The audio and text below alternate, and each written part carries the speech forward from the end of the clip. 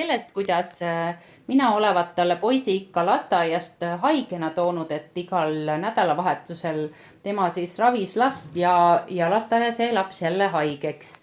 Ja Joonasega siis arst ei lubanud talle mitte mingisuguseid tablette anda, vaid ütles, kõige parem võte on määrida selg meega ja radiaatori peal ära natukese tambitud pudrunuiaga pehmeks need kapsalehed võtta sealt ja panna kohe selle määritud meega selja peale ja ümber panna mitmekordne soe mähe ja laps tekki alla.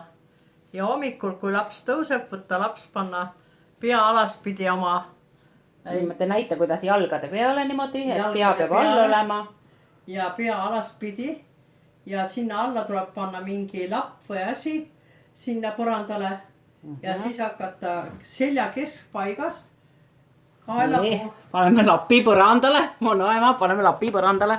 Nii, laps on seal. Ja mis sa pidid tegema? Näite, kuidas sa patsutama pidid Joonast. Keskpaigast kaela poole patsutama. Tasakesi ilusti täie labakäega niiviisi kogu aeg.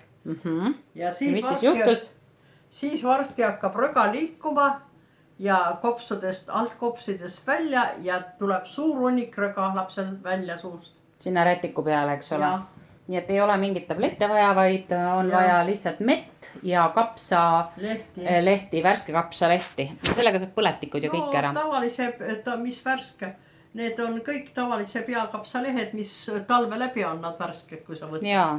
Okei, aitäh, ema. Jah.